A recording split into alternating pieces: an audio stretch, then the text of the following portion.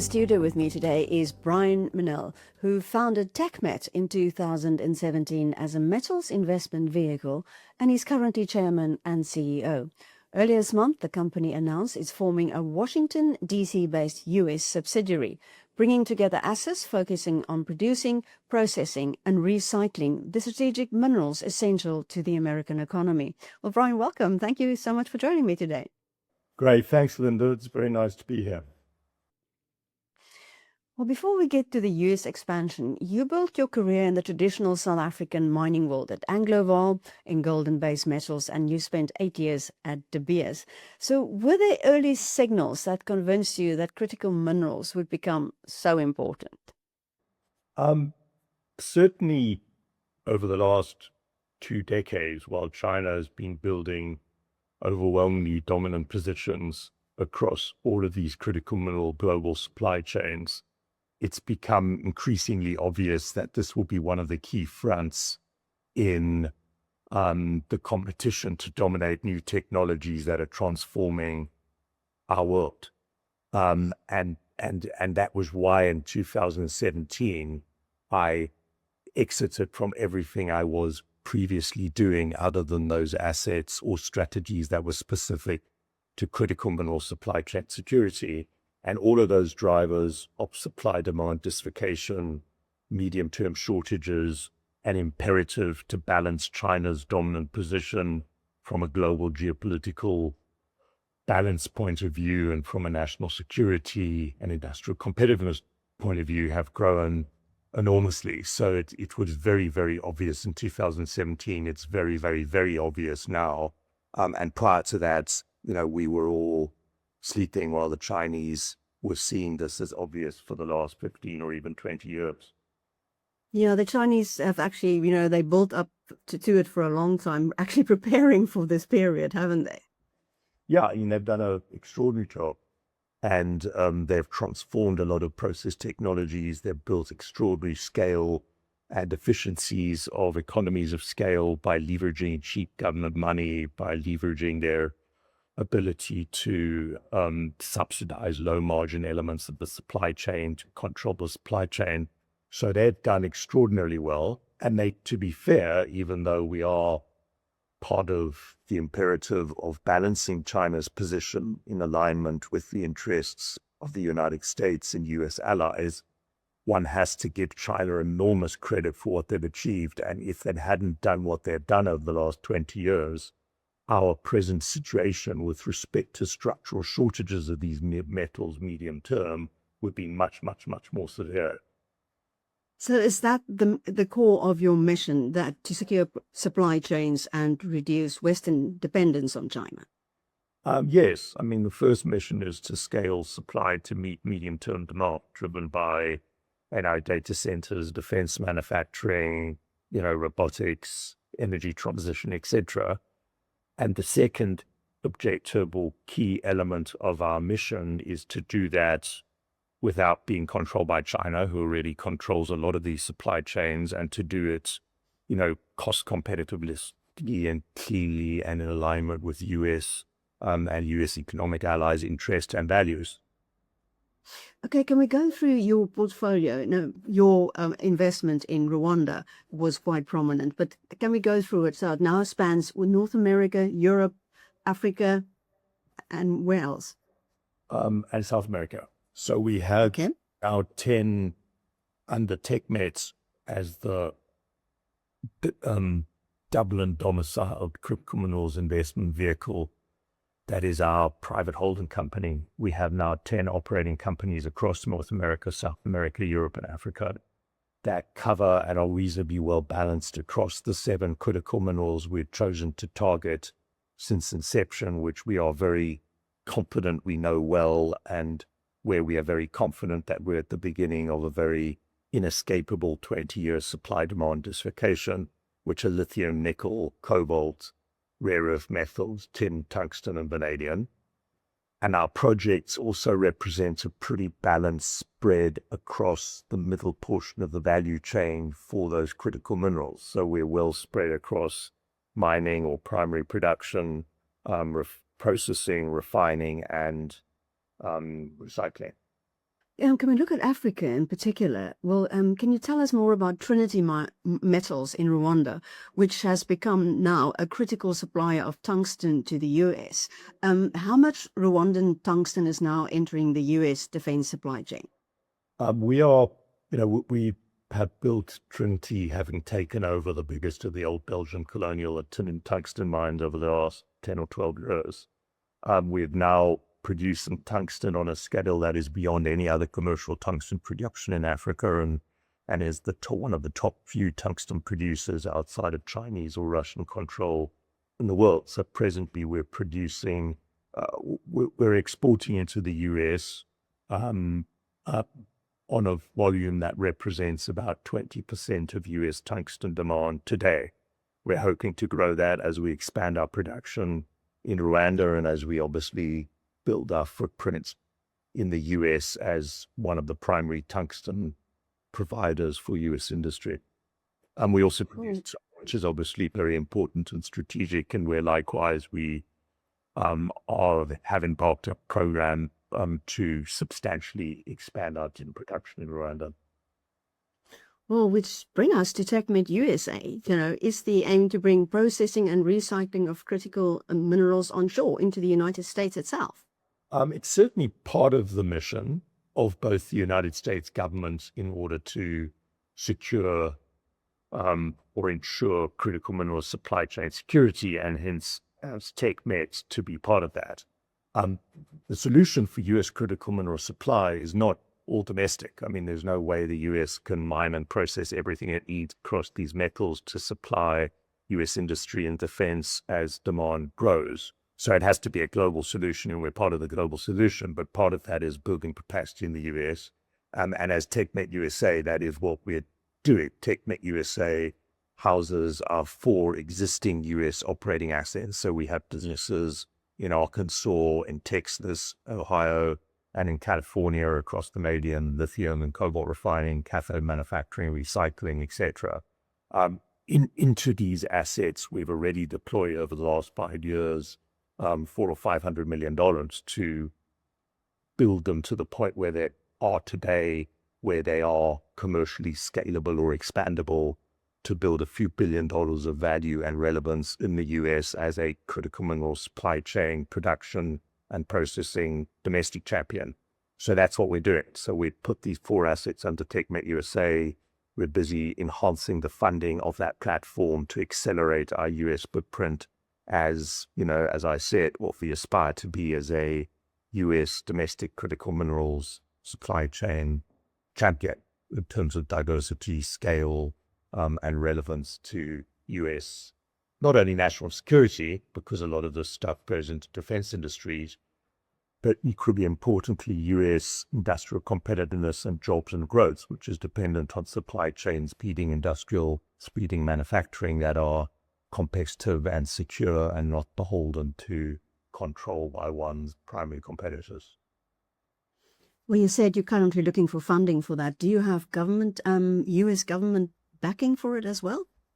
We have a lot of engagement and touch points and direct involvement from US government agencies across the TechMet portfolio. We are at the TechMet Limited level, and hence TechMet USA, which is a subsidiary of TechMet Limited, part owned by the US government through the DFC, in Washington, having now had 3 or 4 rounds of direct equity investments by the DFC into TechMet, the first having been in 2020 under Trump 1, and then now a number of follow-ons under the last administration and now this administration.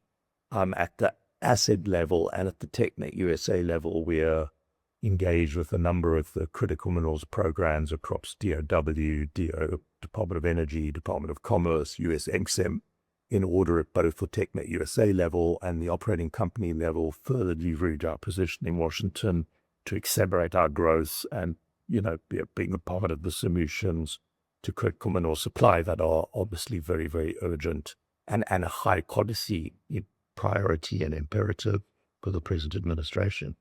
So you're not only supporting miners who are digging things out of the ground. It's about recycling and processing strategic minerals. Is that part of your model as well? Yeah, I mean, we are miners. We build and operate primary production, but we're equally as well scalers of novel process technologies to transform supply chain across the value chain in order to ensure cost-effective, clean, and supply that is not beholden to US competitors. So we do a lot of recycling technology scale-up. We do a lot of novel process technology for lithium extraction from brines, for cathode manufacturing and refined metals, with electroplating, and industrial waste processing. Our business in Arkansas, US Vanadium, takes industrial waste products as its feed and produces high purity vanadium products for alloying with titanium for aerospace and defense, for vanadium redox flow batteries, catalysts for oil refining, etc. And our feeds are byproducts from refineries, steel mills, power stations. Well, you definitely have mining in your blood. Anglo-Gold, De Beers, decades across the continent. So how has that South African pedigree shaped what you brought into the TechMet leadership? It's useful in the sense that in the Anglo-Gold days, before we split the group between the industries and the mines and exited from our historical family controlling interest in Anglo-Gold mining, we did build the Chambishi cobalt refinery in Zambia. We did build the Nkomati Martin nickel mines in South Africa, and therefore I have had significant experience across a number of these metals in terms of the markets and the technologies, which has obviously set me in good stead with respect to TechMet's strategy of scaling production of a number of these metals. Obviously, some of our metals we didn't engage in historically and are newer for me. I think the South African mining heritage is enormously valuable, not only in terms of exposure to how the industry works from a project development point of view, but in terms of network. South Africa, having had a long history in mining and metals, is part of a global industry in a manner that gives one a lot of insights and relationships that one can build on. So I'm certainly very, very grateful for that family and national kind of legacy and experience that I have brought to what we are creating in TechMet. Well, there are sometimes challenges, mining in Africa. First of all, security, especially more than northern parts. There's electricity and there's water. So how do you overcome that? There are challenges in mining everywhere in terms of the infrastructure, in terms of support, in terms of, as you say, power and water and labor and politics, because natural resources are by their nature political and emotive and have history and baggage. So navigating resource nationalism and regulatory and community and social and political environments is always going to be a interesting and important and challenging part of what we do, not only in Africa, but everywhere in the world, be it in Canada or be it in Peru.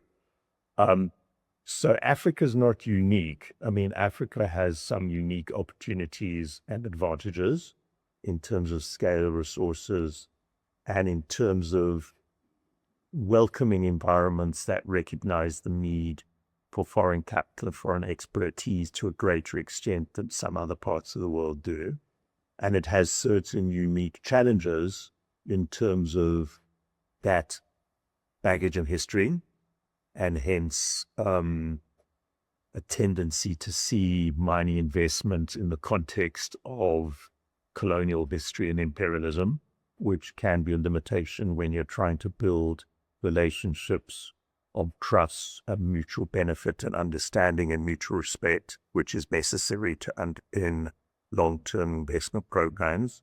And Africa has certain unique challenges with respect to infrastructure and skills, which again, we as an industry to do everything and to help to address, and we do.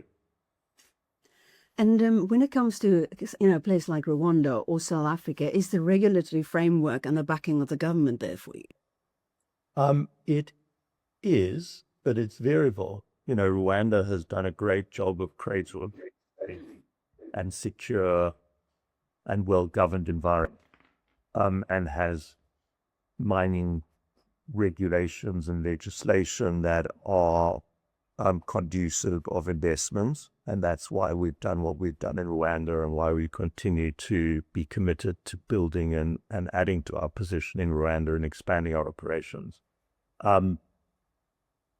Rwanda has, obviously a troubled history, which one has to recognize and appreciate and respect in the way in which you operate and how you engage with communities, as does South Africa. So South Africa has another set of challenges from a history and baggage point of view that again define some of the ways in which one can work and need to work in order to succeed. But again, as I said, this is not unique to South Africa or Rwanda or Africa. You have similar complexities if you go anywhere else in the world and similar uniquenesses with respect to history and politics and community and culture. So it's just part of what we do as a global industry to engage constructively and successfully. You seem to have been ahead of your time, in focusing on critical minerals, possibly before a lot of other people. So we can do a bit of future gazing. Where do you see all this going to? There's no question that the structural shortages of all of our metals is and will grow the next 2, 5, 10 years. The deficiency of the scalability of supply and the efficiency of our industry's necessary transformation in terms of standards, volumes, and independence from China is very inefficient.